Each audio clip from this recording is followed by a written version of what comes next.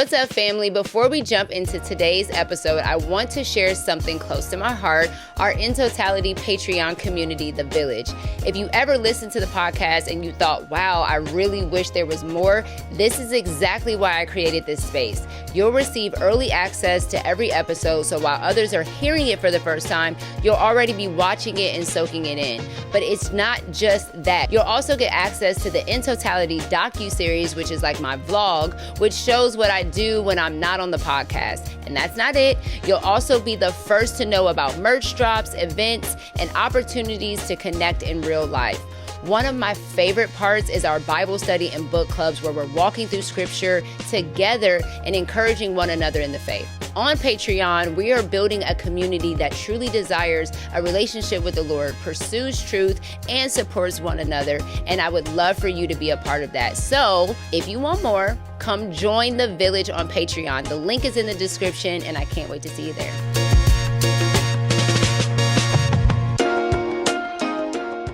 We have a special guest today. This is Ace Harris. What's going on? How you feeling? Most important question right now, Spurs or Knicks? Spurs. Get out of my house. When I was in a Christian hip hop group. Wait, but were you rapping? We're not talking about that. Being in the music industry, does that feel like a negative tone to it? Like naming it an industry when it's for the Lord? On the real, for real, at the end of the day, we're just making music for the Lord. It shouldn't puff us up to some level of pride or esteem or identity. I left and I had to sacrifice like my love for music at the altar. Whatever he's asking you to put on that altar, you should just put it on the altar. I don't want to put it on the altar. He's not hiding nothing from you in here. He's telling you, expect the trials, expect grief, expect sorrow, expect it, but I will be with you. Is the Lord sitting at the throne of my heart, or have I placed him on the altar? When he's on the throne and I'm on the altar, then I have pure worship. Our main messaging is beauty through sacrifice. We want our faith to inform the things that we're making and building. This brand altar is also on the altar. On the altar. Yeah. Everything.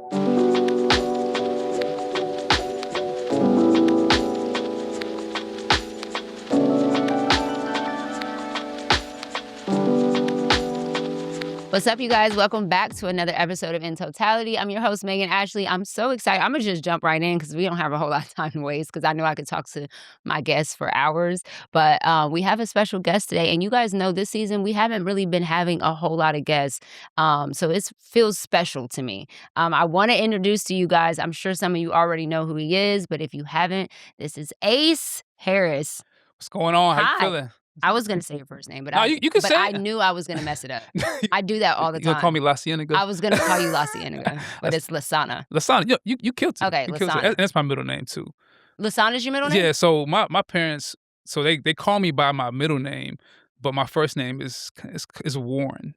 But I have a stuttering Warren, but I have a stuttering problem, so I couldn't say my name well. And really? Yeah. So you just went with They call me Lasana, but it's always like a confusing thing whenever you're doing legal documents. It's like, who's Warren? I'm like, well, that's my first name. Got it. So it's like, yeah. And then I got a nickname, Ace. So yes, I got too many names. Okay, wait, where did Ace come from? So Ace is kind of self-proclaimed, but also kind of like named. So I was playing basketball at Georgia State. I walked on. So I'm not that good. I'm good. I can still dunk. Really? I can still dunk a basketball. Okay. But I was a walk-on, so I'm not like a real D1 recruit. And funny story, the team, they used to roast me because we couldn't at the time have like facial hair. So I had this awful mustache, which to them reminded them of this very like goofy player in the NBA at the time he was a Christian. His name was AC Green. He was like an outspoken Christian and like an outspoken like celibate Christian in the NBA like in the 90s. Wow. But he was kind of like not the coolest cat in the world. So they used to call me AC Green. Wow. So the whole season, the coach who was like a Hall of Fame coach, Lefty Giselle, rest in peace, never learned my real name. He would call me AC the whole season. Wow. And so I just added an E on it when I started like looking for a producer name. Wow. Yeah. I love that. Yeah. So shout out. I think Ace is just such a cool name. Oh, I appreciate it. Well, it wasn't so cool being called AC Green. Ace is cool, but AC Green. But the good thing is he was a Christian. Yeah. And he was an outspoken like celibate man in the NBA. Got it. In the 90s. So like that's who they made fun of me and called me to be. But that's not a bad person to be. It's not. But, I want to be Christian, but I want to be cool too. I want to be cool. Lord, please work on my vain heart. We need you to get that together. Can we be both though? Yes. Okay, when you first said that, I was like, vain? No. But Okay. cool, yes. Okay, yeah. Yes. No to the vanity for Yeah, sure. I think it's hard right now to know that line. Mm. I think it's really hard Sure, to for sure. I think it's really hard when we have cameras and pictures and content, and I think that can be really hard. But I think it's like, I don't know. I think it's okay to be cool. No, for sure. It's influence. I mean, I think Esther was probably pretty cool in her time. I feel Yeah. like she was like she had She's another super cute. for sure. Yeah. So yeah, I just want to, yeah, I think not that is not like it's not like a deal breaker, but I just being cool and Christian has been, in my opinion, in current day, modern day cell phone era, drawing more people to the faith. Cause like, dang, I ain't gotta like give up some of the things I thought I had to follow Christ. Yes. I can still be like wholesome, modest, and fly Yes. and follow the Lord. Whereas Yeah. I feel like growing up, when in my back, like during my time, it was like I didn't see a lot of examples of like that and Christian. You know, and I think you see examples of that. So like I see somebody like Phil, right? Sure, Who I love, but to me he's cool. for sure. But Phil ain't busting fits. You know what I'm saying? But Like, what is cool though? that's what I'm saying. I think it's subjective. Like I think it's like I don't think you have to. I think cool can be whatever you want it cool to be. You know what I'm saying? But I'm like, I think it's okay to. Yeah, if fashion makes you feel cool and you love it, Sure. do it because you love it. Don't do it because you want to be seen. I think for me, cool when it's done right, it's like quiet confidence. It's poised in knowing who you are and reflecting that any room you're in. So if it's natural and on you, it oozes out. Yeah. But then there's cool that the world may stamp that looks and feels performative and is projective. Versus like reflective. It's like, I want to show them what I want to pop out. And we all have parts of that in our hearts. I'm just saying, you can know sometimes like, you trying to get this affirmation. Yeah. And people are stamping you as cool. For me, my discernment says, that's actually not cool. Yeah. You try. You want the praise of men so loudly, so strongly, where you're forfeiting anything just to get it. So I think I struggled with that coming to Christ for like for real, 3 years ago on the porch. Like when I said yes to the Lord for real, it wasn't, let me correct that. It wasn't a struggle because I look back at the way I used to dress when I was like super worldly. And it was, I didn't go crazy, but it was provocative or sensual in a way. And then coming to the Lord, that wasn't a hard switch for me. Really? No, it was like, I don't know. It just wasn't a hard switch, but it doesn't mean that I didn't still care about fashion. I didn't still care about, Sure. Like I love clothes. I love makeup. Like I'm into all of that stuff. That didn't go away, but it didn't become a priority to me. Do you know what I'm saying? And it was in my priority of who I was exalting was different. Before I was just exalting myself. Look at my curves. Look at this. You know what I'm saying? I feel you. But now it was kind of like, no, I still care about fashion, but I care more about reflecting Christ. Man, that my sister is it. Yeah. And I can say so much to that because I feel like you never seen that person that like, especially in a culture who like they got on all the names and the brands, but they don't look cool. Because it's like it's not about what you put on; it's about who are you inside. And I feel like for me as a Christian, and I think first of all, I think you killing it. I think your style is amazing. I think you're super fly. It's cool. It's fresh. It's modest. It's wholesome. It's all the things. And I do think sometimes fashion can be a witness for sure for people. 100%. It can be a bait. It's like, oh, that's fly. What shirt you got on? Or like, where you get that hoodie from? For sure. And it can open up a conversation. For sure. And I think if you have the intent to always glorify him, then how you show up in your like, you know what I'm saying? Like you get dressed not just for yourself, but you get dressed like, okay, maybe I could open up a conversation with this. You know what I'm saying? So I just think that that's important. But being cool is fine. It's fine. It's fine. Shout out AC Green, yo. It's like being cool is fine. It's cool that he was a Christian that was outspoken that's in cool. the 90s. That's cool.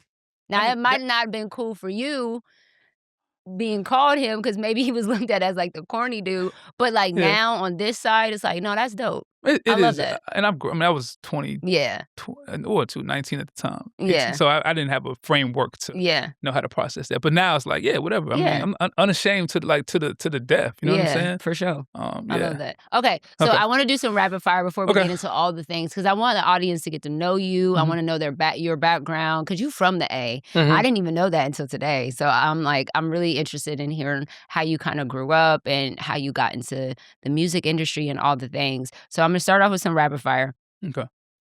You ready? I'm ready. How fast I gotta answer? Like super fast? Like Fast. okay, so this is not like don't give a Like, pastoral don't think. don't give a pastoral answer No, here. don't give me a pastoral answer. Okay. And don't overthink This is it. a Breakfast Club type answer. Okay. Sure. Okay. She's Yes. like, yeah, whatever. Go ahead. All right, I'm ready for you. Okay. Most important question right now. Okay. Spurs or Knicks? Spurs. Get out of my house. Get out. Wemby. You and Jonah Wemby. are in cahoots, bro. Well, we're rooting for Wemby. And to be honest, We're rooting for Josh Hart. oh yeah, he's a Christian, right? Yes. Oh yeah, Josh. Josh showed love too. Shout out to Josh Josh Hart. He showed love. Okay, there's two people on the Spurs. He literally shows so much love, bro. Josh, I forgive me, Josh. We got a clothing. We're Wemby- gonna send you an Ultra Aesthetics package. Wemby is a bully. Bully? He is a bully. Okay. I was so pissed watching him play last night. Maybe I'm being biased. Maybe I need to calm down. Are you from New York? No, I love New York though. New York City is like my favorite city to visit.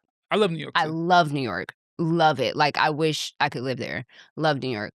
But I'm so surprised. Wemby? Well, it's a basketball answer. And it's though. not fair. He's the same height as the daggone. So I mean, blame the Lord. Okay, he didn't wake up and say I'm gonna be 7'5". But does that make him a great basketball player? Look at the stats. But what are the stats based off? Because he's tall and he can just do better? Oh my goodness. He has an advantage that is definitely biologically Unfair. generated. Yes, unfair is fair is a. Okay. He has an advantage based on him being 7'5". Yes. For sure. And he's wielding that in a way and using skill sets that I think most 7'5". If I was 7'5", I don't think I'd be that good. Really? Because have you seen the man's jump shot? Like it's his skill set and his IQ are really high. I saw how he was fouling last night. My God. That's what I did see. I saw him step on people's ankles. He said that man's an avatar. He is. That man is a full-on. I can't believe you're going for the Spurs. A T-Rex out here. He is. He caught a ball last night from behind. Was that the fourth quarter, third quarter? I don't even remember what it was. But the ball, it just out of nowhere. He just reached his hand back 7 feet away from him and caught the ball. He can't help. His mom is 6'7". His dad's like 6'11". I mean, how tall was he gonna be? He can't help it. Over 7 feet is crazy. It is crazy. You need your own separate league. He has to date a WNBA player. Like there's like 100%. You cannot. 100%. That's like, I'm 5'2.5", 5'3", 5'2.5". I would come up to his waist. That's not even like functionally no possible. for sure. For sure. Okay, I want to know your favorite luxury brand. Great question. I would say I think ALD is doing a great job. Leon Dore. So they're a brand that started in New York and they're killing it. I'm always butcher the name because I can't say it. So I just say ALD. But they're doing like fashion and hip hop and culture and a sense of luxury. I mean, they are crushing. You have to send me that. Yeah, it's fun. You would love it. It's okay. A little expensive. Again, I always butcher. That's why I said luxury. I preference it by luxury. But they are because they have like a basketball theme, hip hop theme, a New York theme, and it's fly and curated very well. So okay. Yeah, I would say them. Favorite sneaker? It depends. I'm not really a sneaker person. That's what I was saying. I don't think I've seen you in a lot of sneakers. I like sneakers. I'm more of a simple. I mean, I went through a really big Chuck Taylor phase, but I feel like right now they hurt my feet. So I'm more of a classic silhouette, simple shoe. I wouldn't say I have like a favorite sneaker. Favorite genre of music? Definitely hip hop. Yeah, hip hop. Okay, so through and through. Yeah. When you are going through it, what's the song you put on? Like, what's your go-to? Or is it an artist? Maybe an artist or... I actually, when I'm going through it, I be playing worship music. Yeah, but what?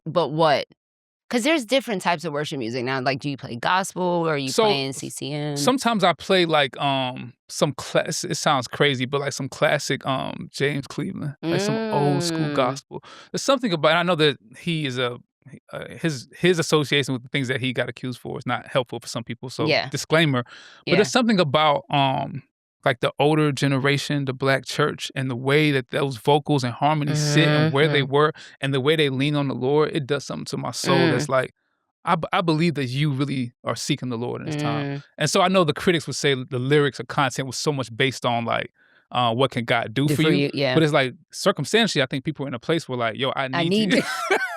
Facts. I ain't got no 401k. Lord, I need you for right? sure. So I Facts. think I go to that a lot. So. Okay, sidebar, I do have a question because you have such a musical ear, right? When you go and visit maybe churches and you're in a worship service, or is it hard for you to like engage? Because sometimes it's hard for me, and I'm not saying I have a musical ear, but there are sometimes in certain environments that I've been in, and sometimes it gets like I can be worshiping and then I hear something and I'm like, you know? This is a great question. So for you, who's like your life is music, right? Like most of a majority of your life, I don't want to say your whole life is music, but majority of your life is music.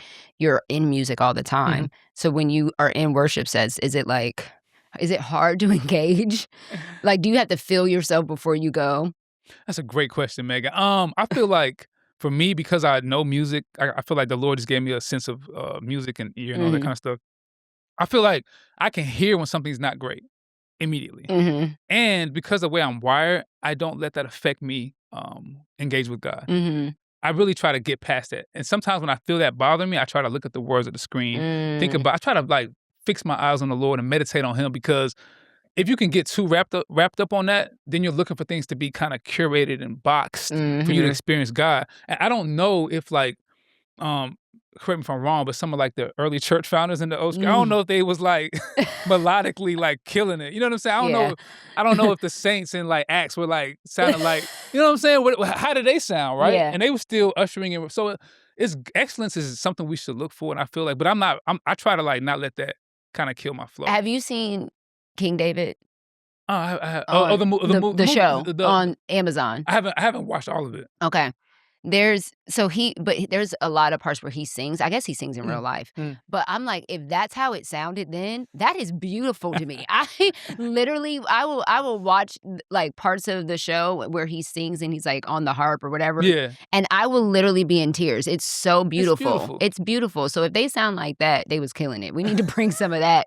We don't know how they sounded like. They could have been kind of mid though. They could have been, but they had the Holy Spirit. So yeah, like it was David, like was he good? He was good. David was good. He was good, yeah.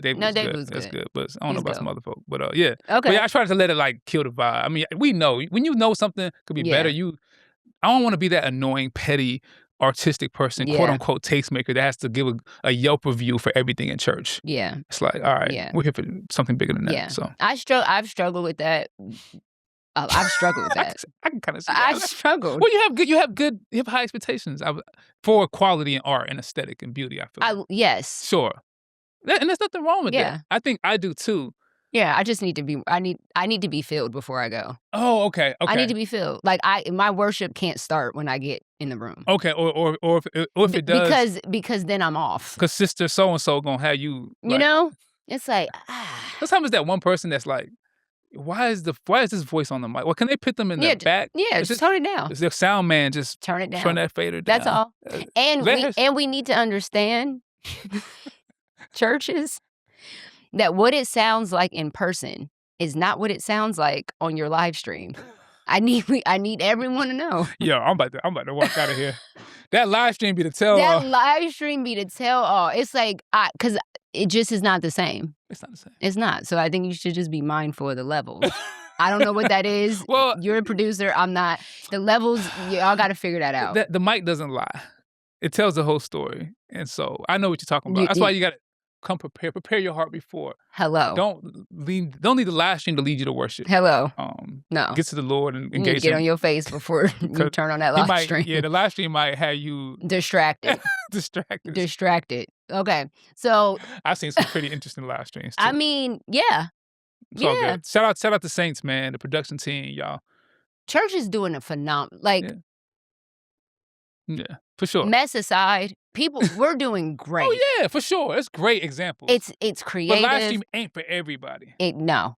Okay. Not for me. Okay, got it. Sometimes, but no. Yeah. I was talking about the people doing the live stream. Yes, y'all got to work on that.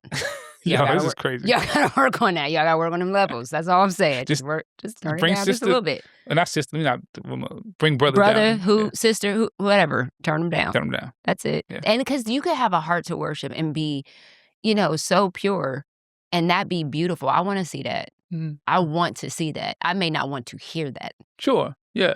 I mean, you don't need to. Not everybody who can sing or is singing should be singing on stage. Yeah. So I don't have no business with a mic.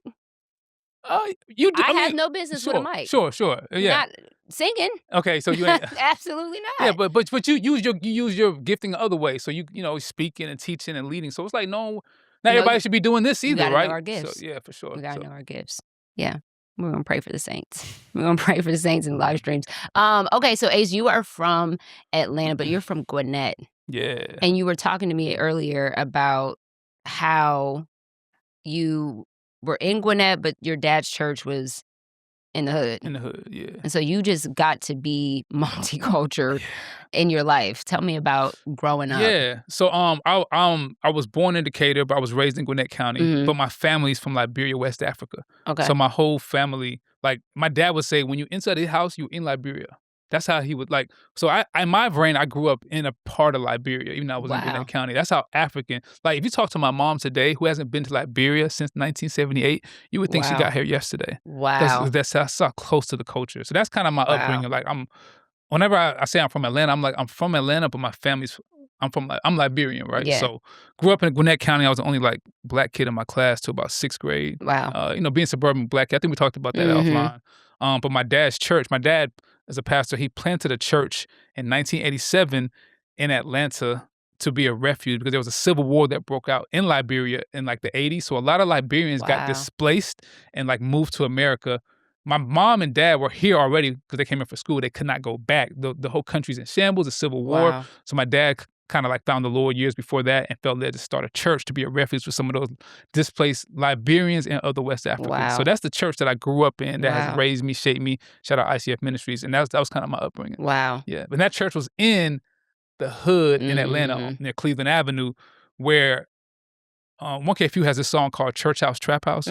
He's like, bandos right across the street from the church. It's like, no, that's literally was my experience. It's like you got the church, got the bandos, liquor store that right here. So there was no Passion conferences. Yeah. When I was a youth, it was none of that. You know what I'm saying? So shout out to Passion. Shout out Passion. We need that. They got them resources. We didn't have those resources. Hello. We had the word and that was it. And the liquor store down the street. Liquor store down the street, bando across the street for real. That's crazy. Yeah. So what was your introduction into music? Where did you fall? Can you recall the moment where you're like, I love music? Actually, I really can. And so shout out the church. The church I think is a development space for so many creatives, so many giftings, video. So the church was where I got my skills in music. My oldest brother, Wilter, shout out Wilter, he was the keyboard player and he kind of put me on to music, taught me a few chords, introduced me to the drums. I started playing drums in my father's church at the age of 7 or 8. So that was me being a church musician. I mean, back then you kind of played because there was nobody else to play too. So it wasn't like you had to. Yeah. So and I had a natural. I remember sitting down when I was 5 in the church service, watching the drummer at the time who had left. I remember watching him and being like, I like that. I want to do that. And so that gift of music just kind of stayed with me. It's just so second nature for me. I don't even think about it. I just had a natural gifting of music. Do you play a lot more than instruments? I know you play piano. Right?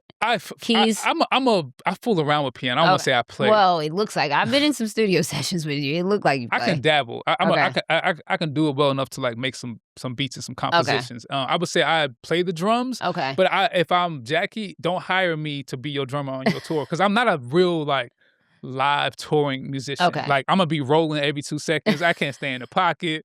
I'm they're gonna get this guy out of here. He's doing way too much. Because in my African church context, we didn't have professional training. It was just jump on the drums and do figure what you feel. Pretty much. Yeah. Yeah. You may have already seen my episode with my friend Ace. We went deep into sacrificial living, and if you haven't seen it yet, go and watch. It will truly bless you. But listen, I want to talk to you real quick about Ace's clothing brand, Alter Aesthetics. The quality is premium. The meaning behind the brand runs deep.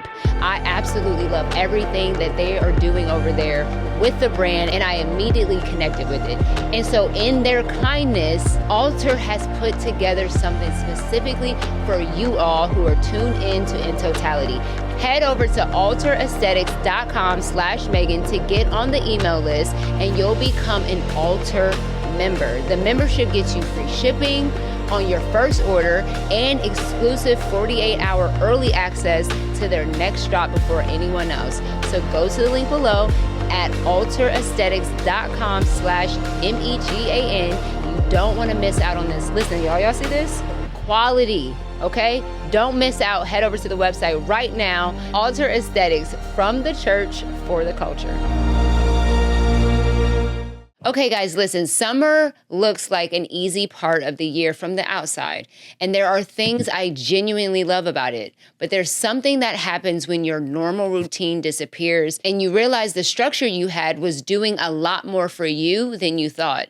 I've had summers where I felt fully present, and I've had summers where I've gotten to September wondering, where did the time go? And the difference between those two is whether I was being honest with myself about what I actually needed and whether I felt like I had permission to make space for those needs. I believe we were made to live from a place of rest, not just push through until we crash.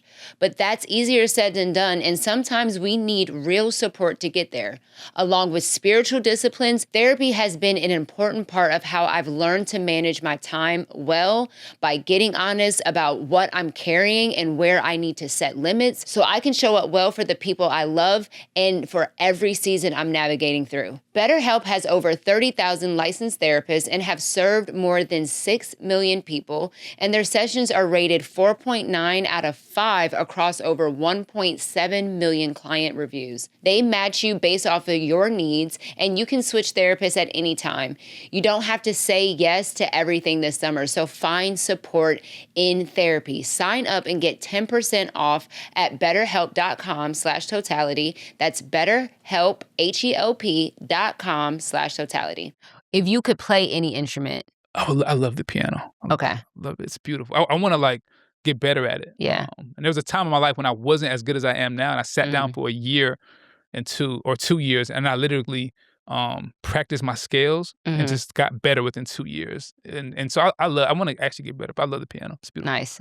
As Eli's taking piano lessons, and that sometimes I'll listen to him from my room, and I'm like, dang, I wish I would have took piano lessons, because it's just it's just beautiful to be able to do. Man. Yeah, it's really just just listening to him play around and stuff like that. It's it's really. He's got something though. Your son, Eli, he's got an ear for chords and compositions, the stuff he played me. So I think keep develop. That's a great job of you as being a mother, putting our kids in things and kind of minding out. That was his dad. Okay. So shout out to his dad. Well, shout out to y'all. You know what I'm saying? Yeah, Shout out to parents. That's super dope. So yeah, I'm really happy for him. I'm really proud of the person that he's becoming as a man. So he's a good kid. He's a good kid. And he respects you a lot. Okay, I want to ask you, being in the music industry, how has that, because it is an industry, do you feel like being Christian music industry, does that feel like a negative tone to it?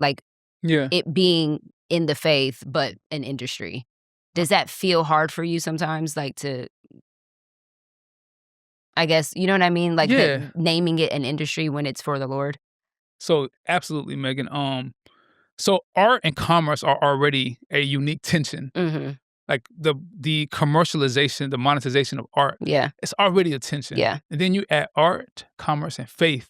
To me, that tension gets stretched even more. And I've been at this intersection for a long time. So at first, on the real, for real, at the end of the day, we're just making music for the Lord. It's not that deep in that it shouldn't puff us up to some level of pride or esteem or identity. That's off rip. So if the Lord needs to take, any of our dreams or our platforms doing this to sharpen us, to form us, then so be it. That's my default reflex of how I view all of this, right? Okay. And I do feel like the Lord uses the arts and helps us to steward that commerce Yeah. to bring people to faith. Yeah. In terms of like being impactful, to being the soundtrack to the life as you're figuring out faith. I think without the Christian music industry, with all the things that maybe are not great with it, it has been like a soundtrack and an encouragement for people who are processing faith, people who need to be edified in the faith, and people who are like wandering, not even knowing about faith and finding the Lord through music. Because music and melody it resonates with you in a way different than a sermon can. I'm not saying a sermon can't, but a song that's singing the truths of God with a beautiful melody, a dope production, it can just stick to your heart in a way that sometimes a sermon may not be able to. Oh yeah, 100%. And sometimes that music that we love was crafted through arts and through like commerce, through like cost and production costs, recording costs that needs to be monetized to continue doing that good work. So it's beneficial as long as the heart posture to do it is like pure. Yeah. So it is an industry, and I've seen like the kingdom benefits for people for sure.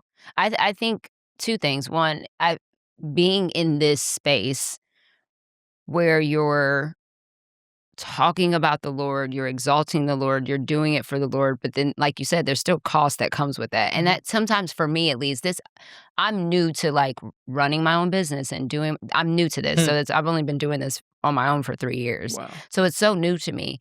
And my team gets mad at me all the time because I'm like, oh no, it's fine. Like we don't need to, just whatever they can give, or, like I'm really, because that tension of like, I don't want to. Yeah, it's like it's for the Lord. It feels weird. You know what I'm saying? I feel you. Even with like merch stuff, sometimes it's like Sure. it feels weird to like. How do you draw that balance, or how do you find that balance, or is it just a personal? You know what I mean? Maybe it's just a personal conviction. But how do you? Okay, so it's definitely like something that I think we should wrestle with. If someone's like, "Nah, it's all business. It don't matter." Like, I think you should always be wrestling. Like, how can the gospel inform how you do business? Yes. Especially when your business, like the product is promoting messaging that is explicitly Christian and you're profiting off that product. Yes. I understand. Like, we can't just gloss over that. Like, oh yeah, it's all good. There's something there we need to interrogate, investigate. Yeah. Because I've seen that done like carelessly, where that can lead to like some really terrible outcomes. Yeah. So I think there's a verse. I can't remember the actual address of it. Shout out to what you said, but it's about peddling peddling the word of God for profit, for profit. And I think the goal should be impact first and foremost. Yeah. And then through that, you can be profitable and steward it well to continue to do it. Yeah. But I think if you're doing it, if you're making every decision, even on your team, you're making every clip, every episode solely for the purpose of hacking the algorithm to get more views and press, that's when you have to ask yourself, like, what's the why? For me, if I'm making every commercial decision on this song, this feature, this collaboration for the purpose of juking the system to put this play together to get this streaming outcome that produces this revenue thing, it's like, that's what we have to ask ourselves. What's the why that's doing that? For me, I want to make sure those decisions are done from a place of impact for the kingdom. So if those decisions are done strategically and it has impactful benefits, and it just so happens to benefit us commercially, that could be a byproduct of that wisdom and that strategy. Yeah. But if I'm going into it, the heart posture matters. Yeah, like, oh, I'm gonna do this thing because there's a saying that I've heard in Nashville, which kind of it's kind of sad. It's that some Christian writers have said publicly. Is like, if they cry, they'll buy. So like, wow. So there is a spirit of like, I'm gonna do this thing to get this income, to get this outcome, to get this income too. I don't like get this outcome for the income. Yeah, I have seen that in church context in the sense of with tithing. I used to work for a church, and I remember sitting in service planning meetings, and they were curating songs around offering times because they were trying to provoke a certain emotion. Because if their emotions were provoked in a certain type of way, then they would be more willing to give. Ooh. And I remember that being like part of the planning, And so I think it's on a whiteboard. I mean, yeah. I mean, it was like, I feel it. This is how this, like, it was, crazy. There was a lot of intention on not the Lord, but so much like, okay, yeah, we're going to do this song before offering because this song provokes a lot of. How'd you feel about that? I think I was really confused because but prior to working there, I didn't know what happened behind the scenes Right. of a mega church. I didn't know that. You know, and Gotcha. not every mega, I'm not saying every Sure, mega sure, church does sure. that. I don't know. I haven't worked for every mega church, but the one that I was there, it was, there was a lot. And planning is important. I'm not saying you don't need Yeah, for service sure. planning. You have to plan. You Yeah. have to be good stewards of our stuff. But planning without the heart posture of exalting him and him alone and allowing the Holy Spirit to dictate what happens in that service is a problem. Do you know what I'm saying? Nah, for sure. So did you in that moment, did you speak? No, because I was super young. 20s? I mean, I'm in my early 20s. I feel it. Or maybe mid-20s. Sure. But you felt something. Oh, yeah, I was bothered. Something's off here. You know what I mean? Like, something's off. Did they have, was it I'm like, I don't know if this is this supposed, like, you know what I mean? At that time, I'm so young, a young believer, you know what I mean? So I'm like, I don't know if this is, maybe I'm just immature. Maybe I'm just not, knowing the difference between the business, stewarding the business Sure, the of business the ministry, sure. because there is a business. There is a business. We can't. We can't have to talk about that. It is a business, period. But also not removing the Spirit of God. The question is, what's the intent in Yes. that decision? And Yes. unfortunately or fortunately, we sometimes can't discern the intent. I mean, God discerns the intent. He looks into the heart. Yeah. Sometimes you could feel like, I can tell this intent wasn't good, but it's like, if we just cut out all business in the name of, man, y'all selling, music that's like for God and you're profiting, like, well, y'all should just give it all the concerts should be free. I remember there was one person that made a comment about like the idea of worship nights in the concert realm being like, how you gonna call it worship nights and you're charging tickets? I remember that being a conversation. I mean, I remember. Listen, listen. We got smoke for Acts 2:42 for charging for disciple. How are you charging people for discipleship? And it's like, and Jackie brought up a really good point where it's like, you're not even looking at the fact that we are hiring people. How those people being hired provides income for their family. That's true. See, we paid for the church. So now we've given money to a church to use their facility. How they could use that resources for their ministry. Like, there's so many things you're not looking at. You're just looking at, oh, you're charging me for discipleship. It's like, no, discipleship is free. You can get that at your local church. Well, go. But this conference costs money. It does. This worship concert costs. Where do y'all think that we can hold all these people? You know what I'm saying? It's like, let's practically think through that. Well, some people, I can hear some people saying, well, we don't need all that. Y'all can, and to that person, I would say, okay, great. Let's do it where it's just not produced that well. Let's pull up and let's see how. See how it goes. See how it goes.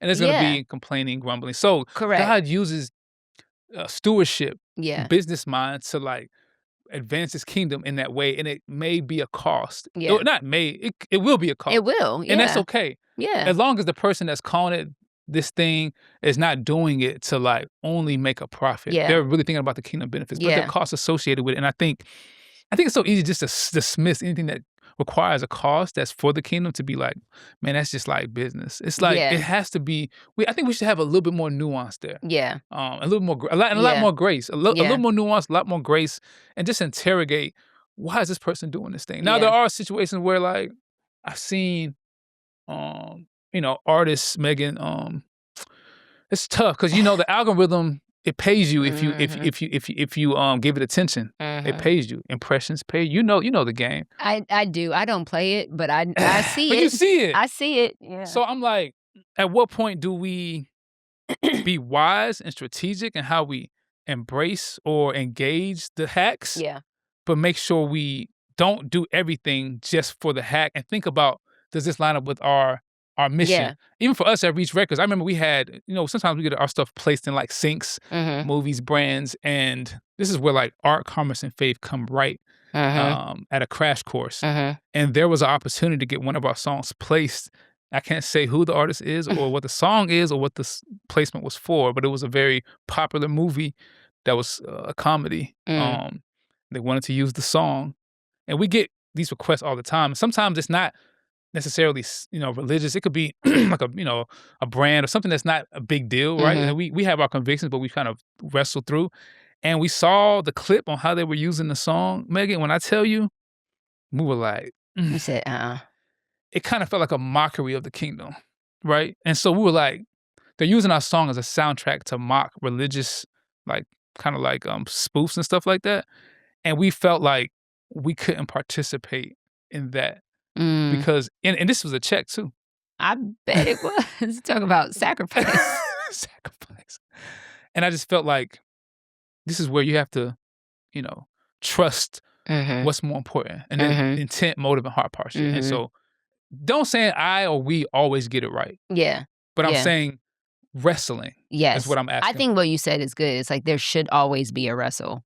You should never just go with what looks good, For sure. but interrogate and ask the Lord, like, Lord, you tell me. You know what I mean? Like the scripture that says, consider the Lord in all your ways. It's like we say that, we can say that, but do we actually live that? Like, That's do real. you actually consider him in everything that you do? Everything. That's hard. I mean, But and it's real. because I don't think that is an exaggeration. I think that is what we should do. For I think sure. we should consider him from what I wear to where I go to what I eat to what, like, I should consider him. It's like, is he a considerate? Or are you thinking of him? That's the big thing. You know what I mean? Are you thinking of what pleases him? Or you just see something that looks good and determine that it's good? Or did you let him define what is good? You preaching. I mean, that's so good. Like, And I just think we have to do that in everything, though. yeah. And we should. He should Yeah. have dominion over everything. Literally. Authority over everything. There's nothing that's off the table. Yeah. Like I think about Romans 12:1. Present your bodies as a living sacrifice. My favorite That word scripture. living is like it's ongoing. Mhm. I think about that in a real way because it really kind of moves my heart to think about that's a daily walk. Yeah. I mean, I share a little bit like for me in music, before I was 23, 24, Megan, music was my idol. Mm. Music, being a music producer was my idol. Mm. That's what I wanted to do. Before then, being the biggest music producer in the world was all I cared about. I mean, I Wow. went through college, I interned everywhere. This is before I was really walking with the Lord. Mhm. And I mean, I had this love of God as a father. In my brain, I was like, in college, I was like, I know that sinning is wrong. I know that sexual sin is wrong. I know God is real. Everything, I believe everything. I'm not obeying right now. And I'll get to him when I get older. That was my position. And God's loving and kind. He'll give me grace. I'll get there. And I'm gonna go get this music production. I'm gonna be a big time producer. I'm gonna be, Timbaland. I'm gonna be Pharrell. And I got some, credentials. I work with these producers and these artists. And after leaving my job in 2008, I had a lot of success. And then the recession hit, and I kind of fell on my face.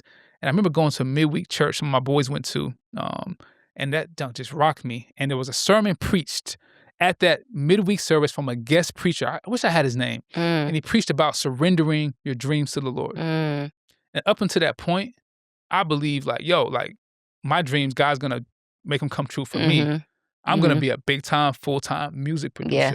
And he talked about some of y'all are holding God hostage to dreams that He never promised. You like this Yeah. is you want this so bad. Yeah. And I don't know what happened, but that sermon in that service, I left and I literally sacrificed my dream of being a producer, Wow. to the Lord. I left.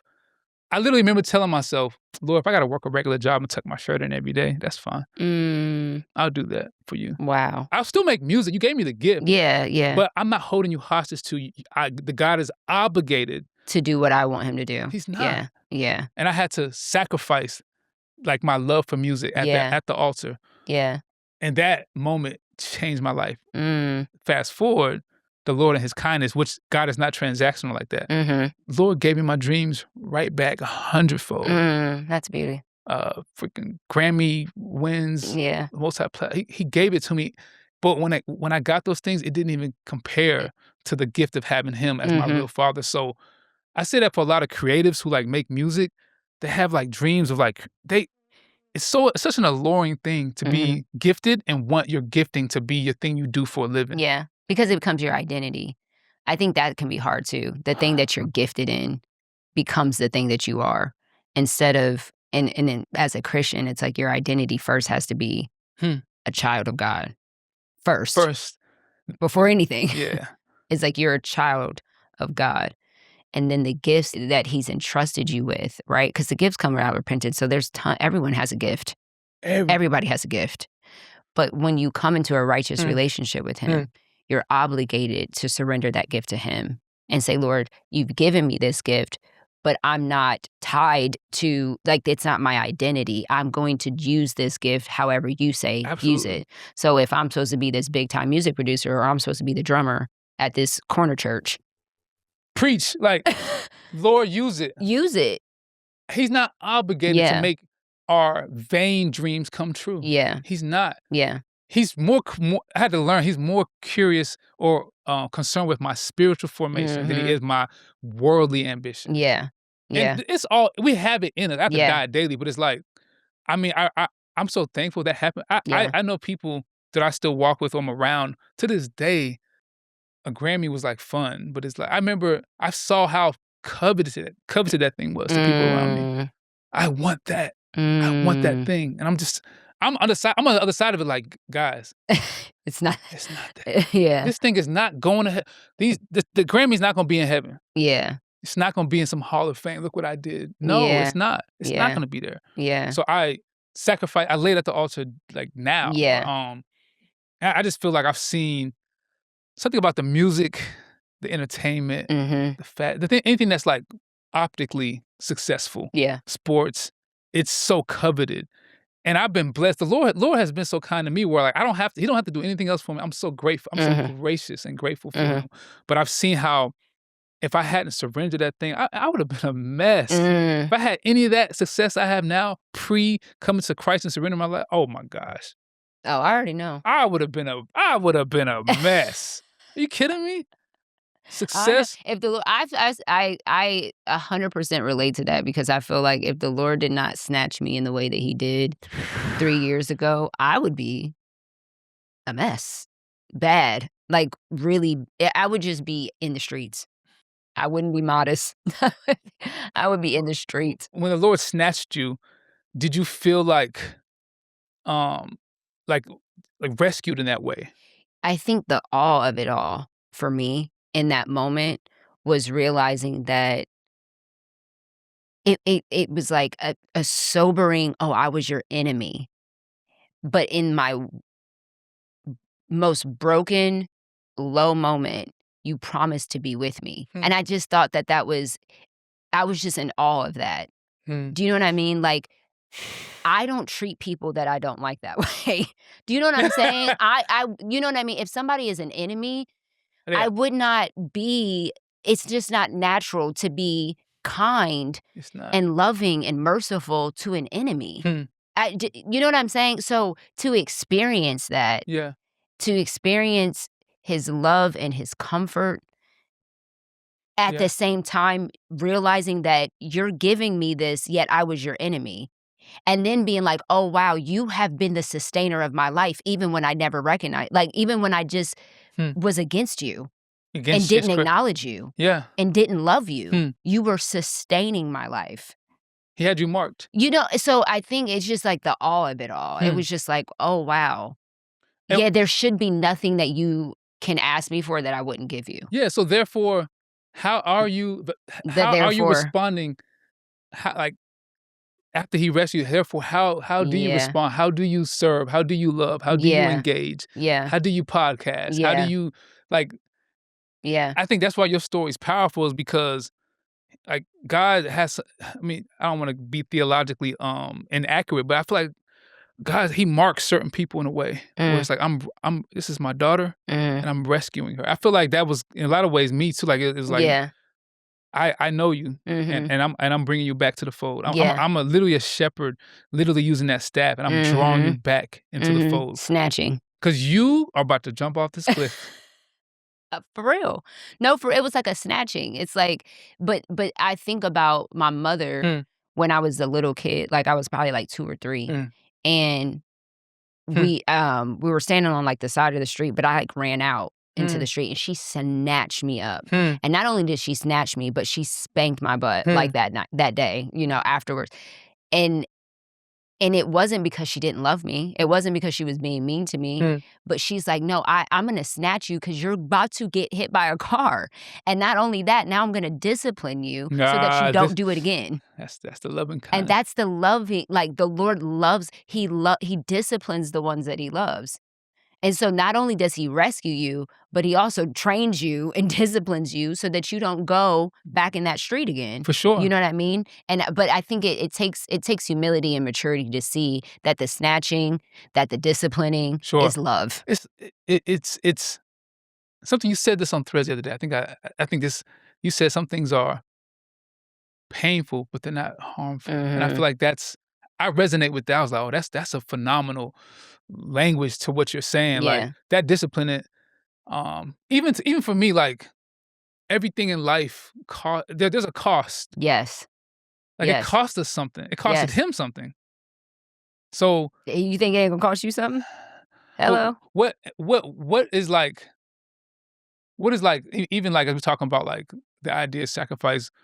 What does that sacrifice look like for you? What are the things that it's cost you to be here, to be standing on podcasts and platforms proclaiming? And this is, for you, this is like 3 years ago.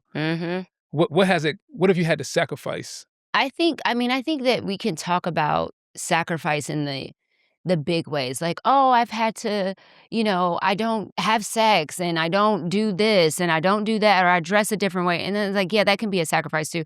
But it's like the internal things. Like I've had to crucify my flesh, like my pride. Like I am I can be very prideful. And so sacrificing that, even, and I'll give you an example. I dealt with suicide and depression for a majority of my life.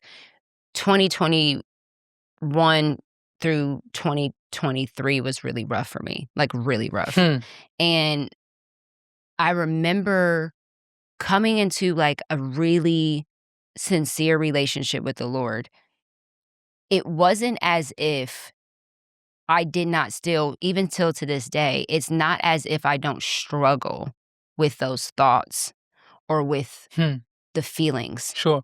But I had now come into the knowledge that I don't belong to myself. That's good. So like even with self-harm, it was like, yeah, but you don't get to do what you want to do to this body because it doesn't belong to you. And so even with the feelings of like, there are still times where I deeply feel like I don't want to be here. Really? I sometimes I really do struggle with that. Not in the sense of like, you know, just that's how. Is it a longing for?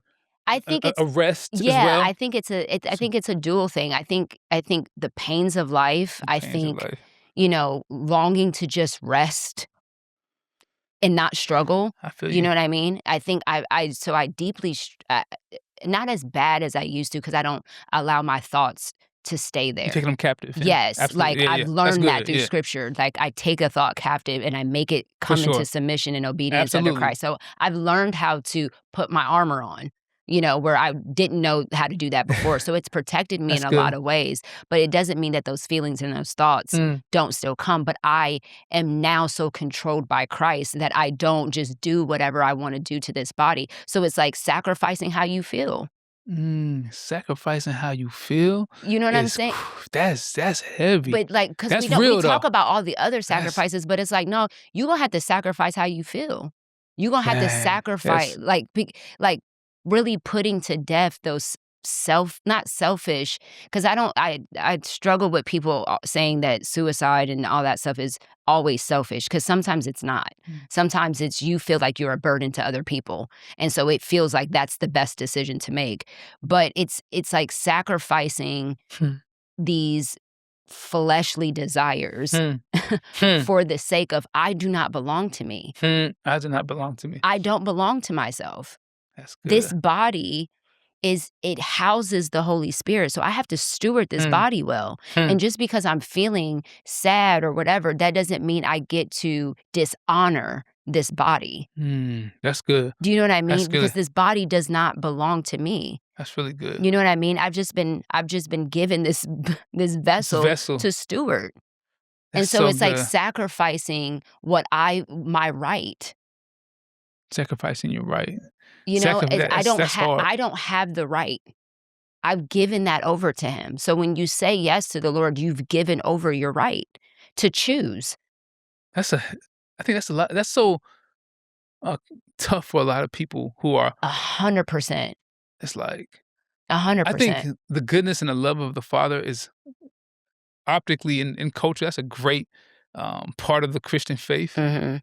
but it costing you something and having to sacrifice and having to like die to self and to have like actual boundaries. It's Mhm. it's um it's not popular to talk about Yeah. that in culture. Let me talk. But again, No, you have to have it therefore.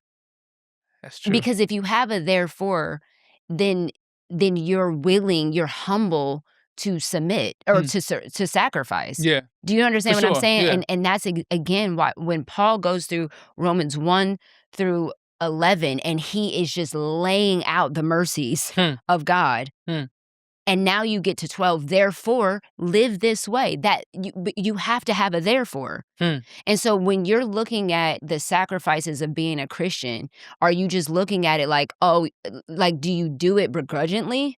hmm. Like, oh, I got to do this or I got to do that or I can't do this or I can't do that. But do you have a view of his mercies?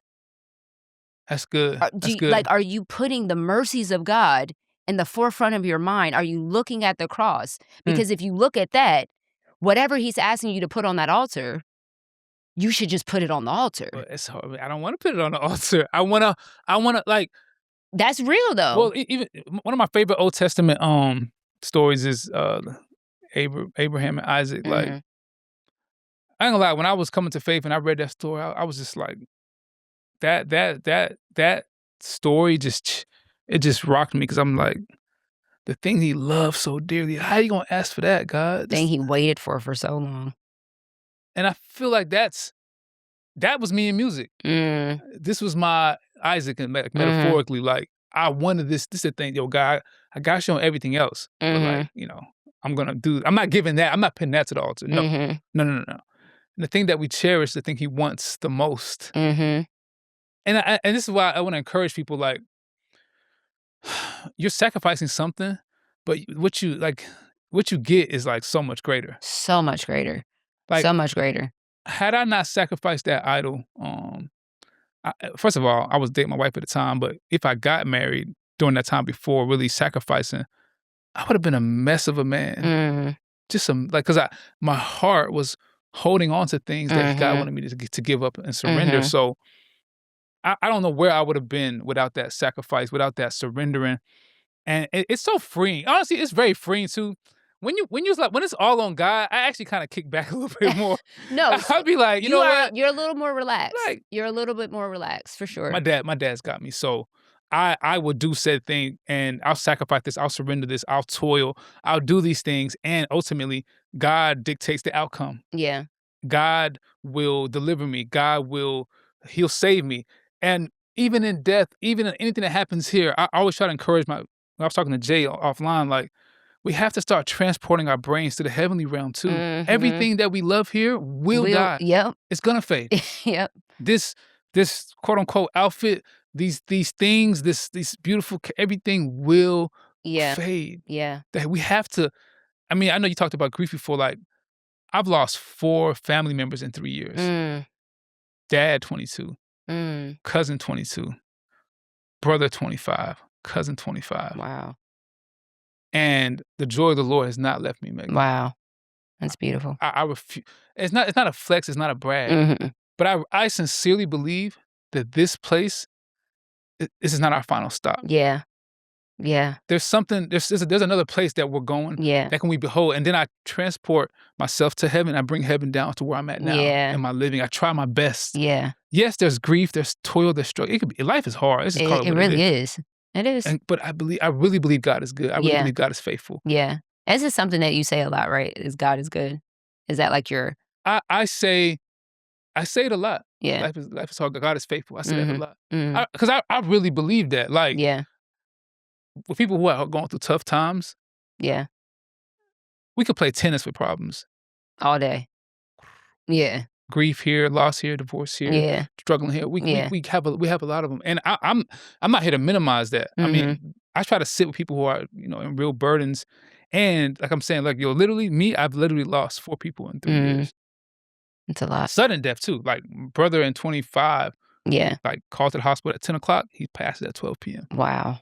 So that's like there was no preparation for that. Like, Yeah. that's and I'm still standing on a faith that is sometimes indescribable. The joy I have in the Lord is not circumstantial for me.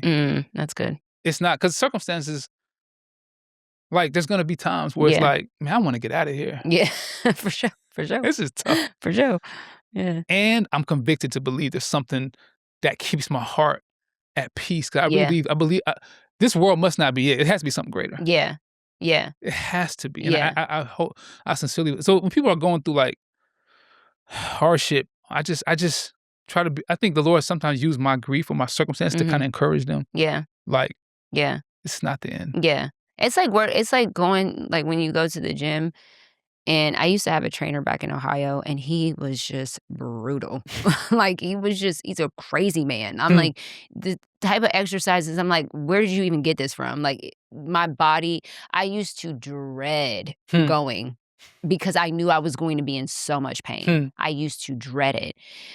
But then when I would get through the workout, as painful as the workout would be, I didn't die. I wasn't destroyed. I was stronger. I had more endurance. You know what I mean? I was in better shape. You know what I mean? And I think we kind of have to look at it like that. Like, it's only temporary. For sure. It doesn't, and that doesn't take away the way it feels. It Because doesn't. I understand Jesus grief and pain that feels like this is never going to end. I understand that. Because in the brain, when you're in pain, all you can do is think of the pain. You can't think of anything else when you're in pain. So I understand that. But just everything comes to pass.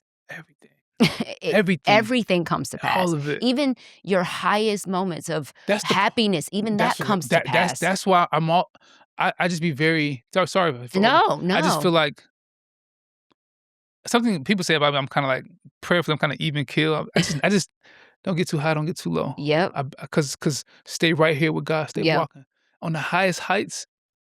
Enjoy. Life is good. There's so much to behold. Yeah. Live fully. Yeah. And don't chase that high. Yeah. Because it is a temporary feeling that we embrace. Yeah. And there's a wave on the way. Like almost like in the water. Yes. There's a wave coming. It's coming. It's coming. It's coming. And whether you like it or not, it's coming to me. It's coming to you. It's coming to black, white, Jew, Christian, rich, poor. It's coming. It's coming. It's coming. It's inevitable. That's sobering for me, man. Yeah. I'm like, okay. Yeah. Not that I'm looking forward to the wave. No, but what you said, sobering is the thing. It's having a sober mind of life and the ebbs and flows of it. And just thinking soberly, where it's like, oh, I'm experiencing much success in this and this and that. And that's beautiful. Yeah. Praise God for it. For sure. All glory goes to him, right? But at the same time, it's like, don't get too high on that. Don't get too high. Don't get too high, because you can be making all the money and all the things. It's not going to stop real life stuff. People are still going to pass away. There's family members that will pass away. You know, life is life. Life is life. So having a sober mind, and I pray that every day. Like, Lord, give me a sober mind to think accurately. On things about what life is and what it isn't. Like, don't let me be deceived. Where does that deception come from, though? Like, I mean, we know, but like, it's almost like in culture. You look around in culture, and there's this expectation that the wave's not supposed to come. Yeah. Where does that come from, Megan? Like I'm riding the wave and there's no crashing. Like, there's not another one that's gonna knock me. I'm surfing and it's all good. Yeah. I'm looking to sustain. I want to sustain that. Yeah, I think that's. I mean, it's prideful. I think it's lack of knowledge, or not lack of knowledge, lack of truth. Do you know what I'm saying? Because there's no, for a believer, for the world, for sure, yeah, it's easy to think that way. I'm assuming, but for the believer, there's no way you get in this book and not expect the wave. Yeah. It's promised to you. I know. It's actually promised. It's true. God is so he's so dope to me. And I don't know if you can say that, but he's so dope to me because it's like No, say that's he's not hiding nothing from you in here. He's telling you. Yo. Expect it. Expect the trials. Expect grief. Expect sorrow. Expect it. But I will be with you. I will be with you. And if you know who the I is, for sure, you're like, okay, I'm going to embrace this wave. It might hurt. It's gonna hurt. It's gonna smack you. It's gonna smack you. However, it won't destroy me because I'm in him. And even if the wave takes us out fatally, cool. We don't die. We don't. Yeah, that's not destroyed. You're not destroyed. We have an outcome that's all. Yes. It's hard to behold that in a life that's hard. Yeah. So like it's like living life from victory. Yes. Living life in like we're good. We're good. We're good. We're good. It's rocky. Yeah. I mean, I'll tell you a story about. Speaking of me, you asked me if I say God is good. I have this weird reflex with the spirit just be like pushing me towards optimism and hope. when I'm around like a lot of creators who sometimes teeter on pessimism. I'm a pessimist, so I'm like, come on, y'all. I'm like the camp counselor that's always ringing. Yeah. It's gonna get better, y'all. Like, hey, she's so optimistic, bro. This is lame. Can I just mope? All right, I'll let you mope, but it's gonna get better, man. There's a hope to behold. So I remember in 2009, when I was in a Christian hip hop group at the time, we were not. You was rapping? We were trash. So we weren't trash. We weren't trash. We were all right. We had great production and great hooks. And wait, but were you rapping? I was on a microphone and I recorded my voice. Now, to say it was rapping is a very confident statement that I will not. To yield to the people who really do this, I'm gonna yield and say, words are coming out of my mouth. I was on the mic and words came out with a beat behind it. Now, if you want to call it, I feel like Nashville would say I was rapping. Wait, do you have this music still? We're not talking about that. Is it out? So moving on to the story. Shout out we were artists, but we also were like producers and writers, and we were pitching stuff. So this is how I got to Lecrae through a random. My homie Brian, he was in our group, and he went to LA at the time and interned for this distribution company that distributed Reach Records, and we sent them our demo of the song called "He's Able." And they was like, music is the song is okay, but the production, the hook, we love that, and that turned into us being like producers for some of the Reach Records clients. This is like 2010, 2009. Wow, okay. So that's how it started. But that song, He's Able, let me tell you how it was made. I was picking my boy Brian up from the airport on 285 in 2009. And I was driving. At the time, I was broke. I was with my wife. I hadn't proposed yet. I think I was about to propose. I was dating my now wife. It was like starving artist season. Mm-hmm. No money, getting out the mud, making Christian music. But I was full of joy, full of hope, full of faith. Couldn't tell me nothing. So I was driving this beat-up Honda Civic, and the tires were awful. I knew that, but I was kind of like stubborn and just young and dumb too. And I picked him up from the airport. We're going to the house to work on music because we had to do like some sessions to complete our next project. And when I tell you on 285, the tire burst. I'm in the middle lane. 285, 285 is crazy. The tire burst, and I spent 4 times safely into the emergency lane. And while I'm spinning in the car, I'm literally coming out of my mouth. I don't know, the Holy Spirit, I said, we're good. That's what I was saying every single turn. Wow. And we spun safely into the emergency lane, facing oncoming traffic. Like it was like like the Holy Spirit parallel parked me. Wow. And in that moment, I just didn't have I just knew that the Lord had us. We went home and made this song called He's Able, pitched that song. And that's how that song created the window for Reach Records here in my production that led me to produce for a lot of the Reach Records artists back in 2010. Wow. So that's it awesome. was made out of a real set, like He's Able. Now, I didn't have all the theology and doctrine that I have now to like communicate that. But deeply, viscerally in my heart, I didn't believe God was done with me yet. And I just professed those words out loud in the middle of about to die. We're good. And my boy was freaking. He was like, huh? Yeah, I would have screamed. He was kind of like, in the moment, caught off guard how confidently I was holding on to the wheel, believing God was on the other side. So it was, in a way, it was happening so fast, but in a way, in those seconds, he moved from, this is crazy to, I guess we're going to be all right. And so. That's a gift though. Like, I just wanna say, and maybe because I'm just on the very opposite end of the spectrum, I deeply admire that. Like, I don't know if admire is the right word, but, like, I praise God that you have that gift, Thank you, that Lord. He has just given you this, like, relaxed, like, you just know, He's got it. I really get it from my dad. Rest in peace. My 'Cause dad I was, gotta pray and fast and seek and weep and to get to and that that's point. fine. Like, I have to be on the floor to get to that point to be like, "Alright, you got me."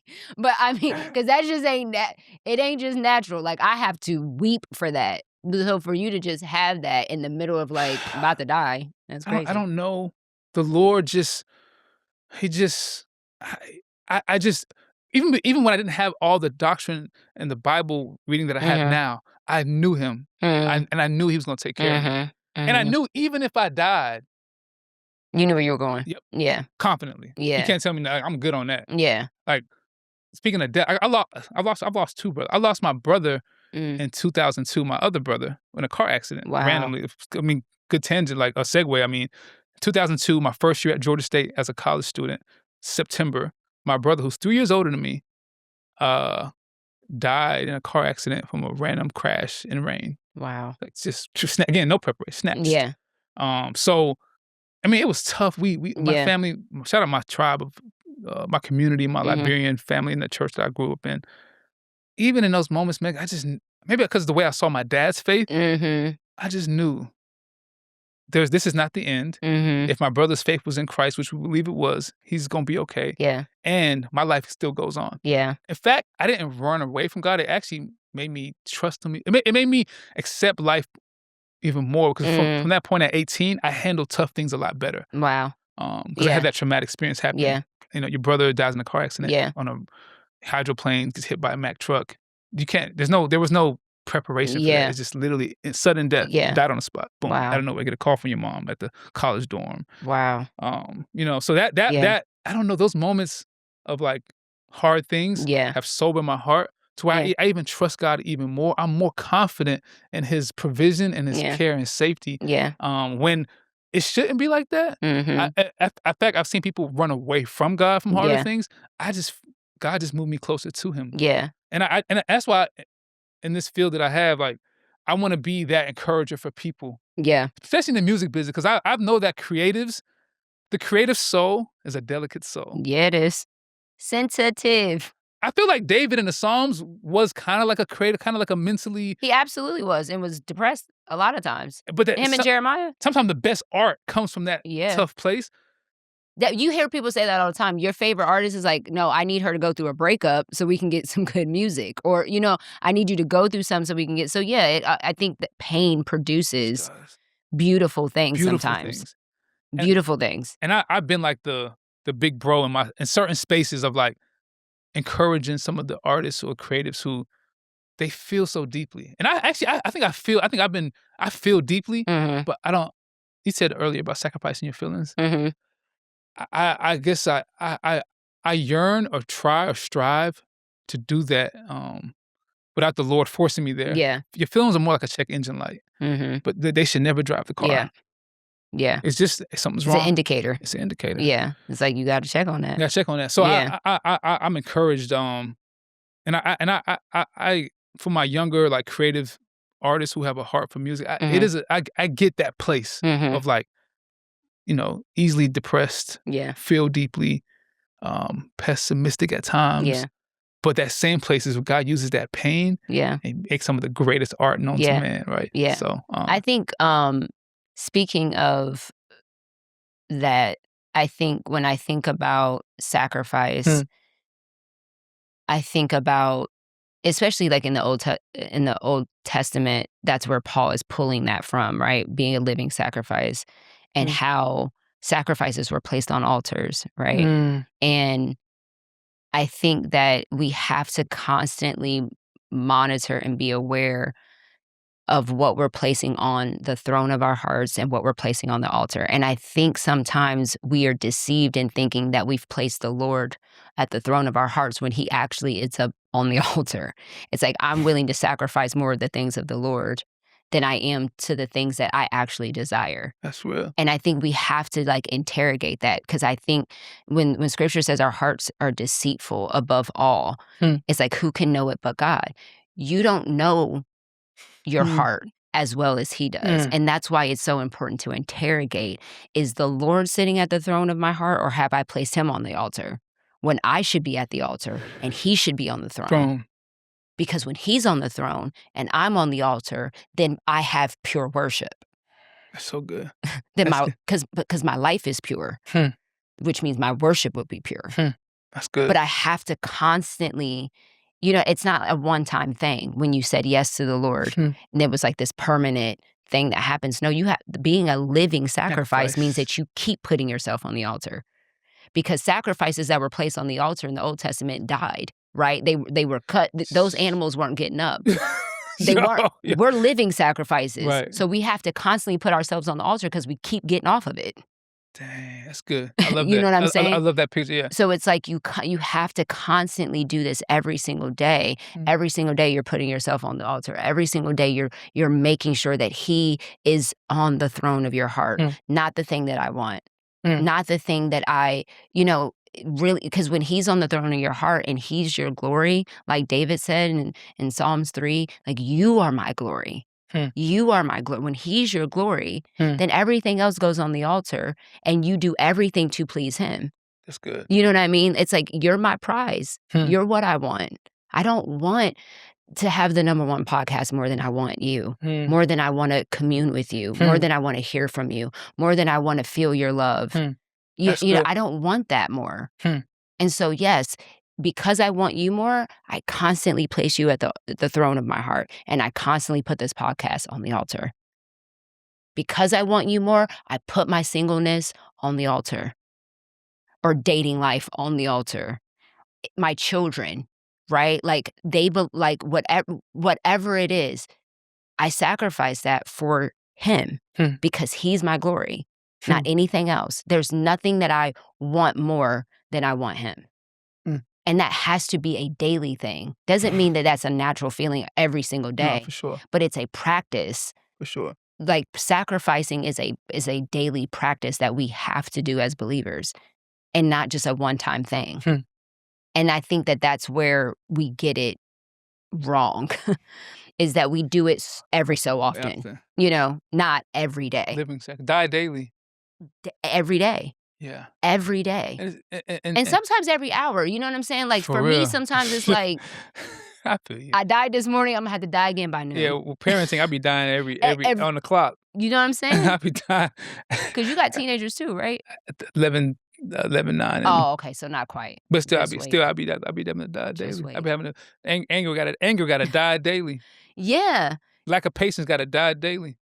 You know what I'm saying? Every day. Every day, throughout the day. And I just think that, like, I don't know, being on, like, putting yourself on the altar needs to be something that and that kind of like embodies, like, even like the heart behind our brand. Yeah. Which I know you're killing the hoodie, and it's amazing. The quality.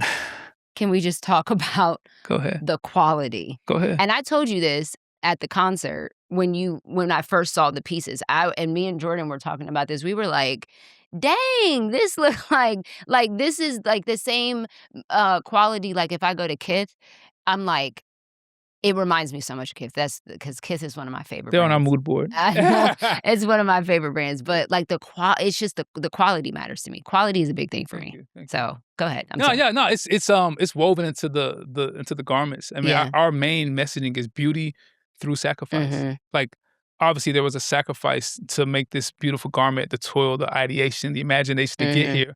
And beautiful things come through some type of like sacrifice. And what you said about placing Christ on the throne and what we want on the altar, he is the beautiful sacrifice. Like, his sacrifice gave us so much access to his beauty and the beautiful things in the world. So, like, for us, starting a brand that embodies that, and it's like woven into our textiles. Like, it's intentional that for us, we want our faith to inform the things that we're making and building.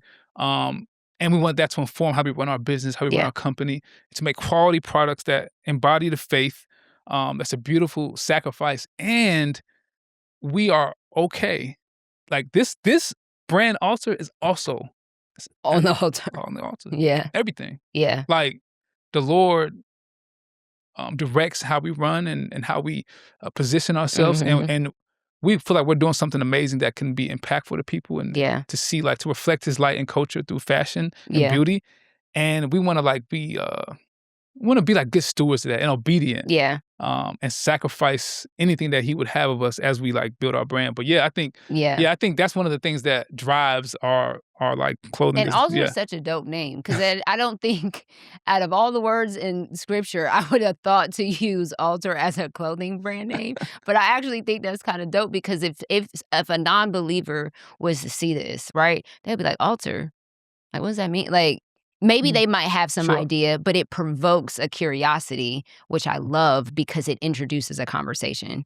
And I love that. I love when people see any clothing brand that I would wear that is a Christian brand, but somebody likes it. I love when they ask because it opens up a conversation. For sure. To be able to share the gospel, to be able to share your faith with somebody. And so I don't know, I just thought that was so dope when you started that journey of creating altar, you actually invited everybody in on the journey with you. I did. What was the intention in that? Because I don't think I've seen anyone really do that before. Oh, yeah, thank you, man. I think for us, it's like community precedes the commerce side. Like the commercial side, it's community. It's a community of people that buy into this idea of beauty through sacrifice. And it was important for us to like take our time, even coming up with the brand name, the mark, the logo. I've been building this brand quietly for about 2 years before we even did anything. We did product surveys with people that we trusted. We did prayer check-ins. Me and Chopay did a whole Bible study plan for like 10 weeks before we even did launch. Like we really intentional about this brand because we feel like it embodies things that are beautiful. And it just like, it's more about the community. And I think we're playing the long game. And I think that's what is driving some of the decisions and everything. And I also feel like, to your point about the name and its allure and culture, I do think there's like some brands, some artists, some things that are from the church for the church. There's some things that are from the church for the culture. There's some that are both. And I feel like this brand kind of sits in both. For sure. And that's a good thing. For sure. And it's a witness to it. It's making something that's beautiful that can live in culture, and it does what Matt 5:16, let your light so shine before men that they may see your good works and glorify your Father in heaven. Like that's important for us. Like letting it shine. They see a good work. And then the conversation can start. Glorify your Father in heaven. But it has to be, I think that we hear that verse and we kind of skip over the good works part. The works got to be good. Right? It got to be good. And we care about that. And not to say that that's like a standard for having do what y'all do.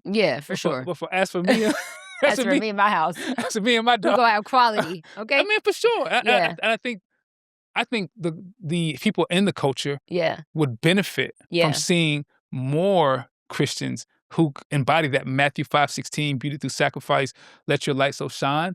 Because I think it would actually draw them for more curiosity about the faith. Not exactly this example, but I do think a company like Chick-fil-A and how they do service quality is a good example of that. Of like, oh, this is a Christian kingdom mindset informs how they do their business. And I'm curious about what that looks like, because what is the why that y'all do that? And that's kind of like how we want to position ourselves. So do you have, because you said you're playing the long game, do you have like a clear view of like what that looks like?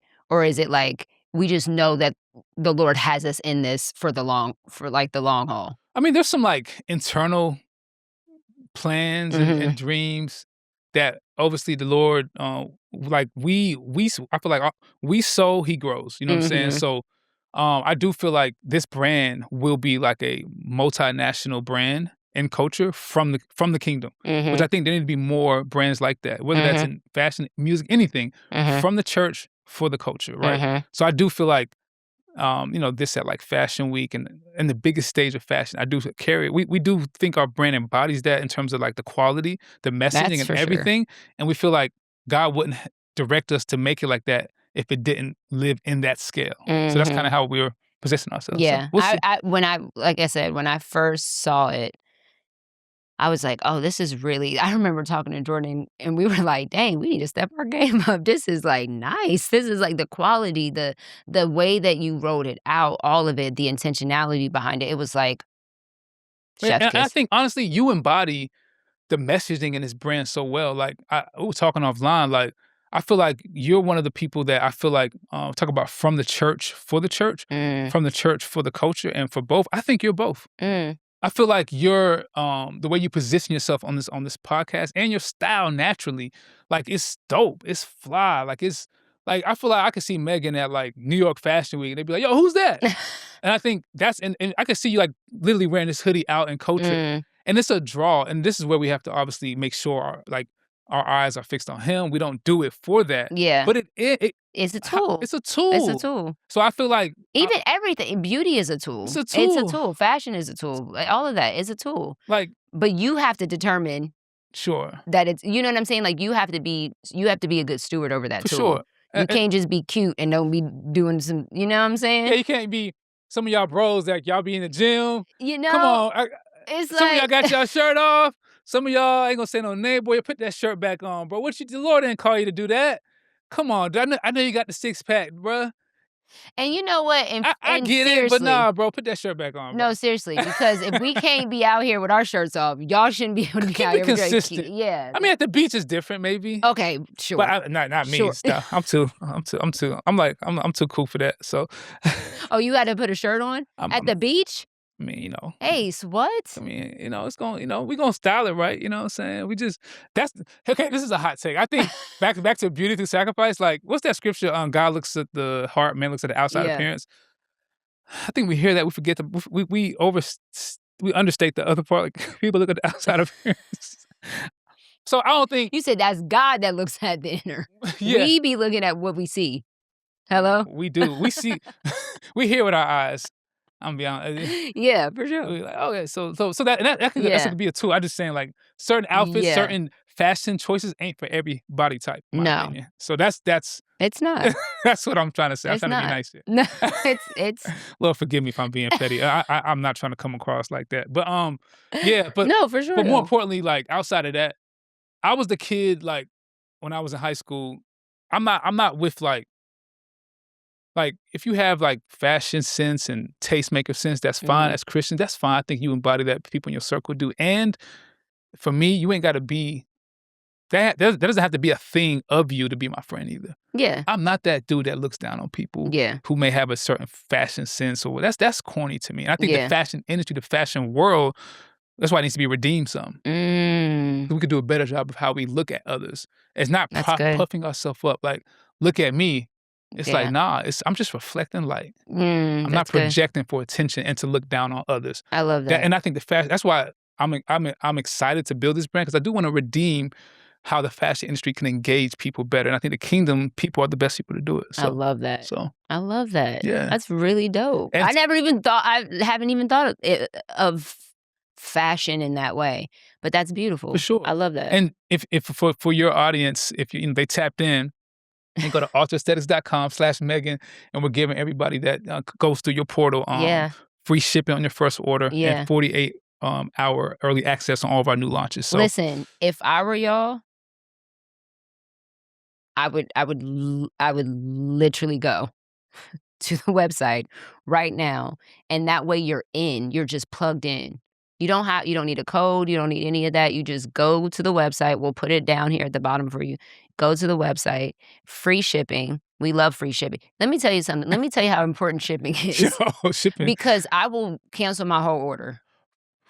I feel you. If shipping is crazy, I will cancel my whole order. I feel you. I feel you. I really will. Dang, to you're fiscal like that? You count your coins? No, it's maybe that's just a pride thing. Oh, okay. I don't. It's not a stewardship thing. It's not a stewardship. It probably should be. Maybe that's the Lord redirecting me. I wasn't trying to prophetically challenge you, my sister. No.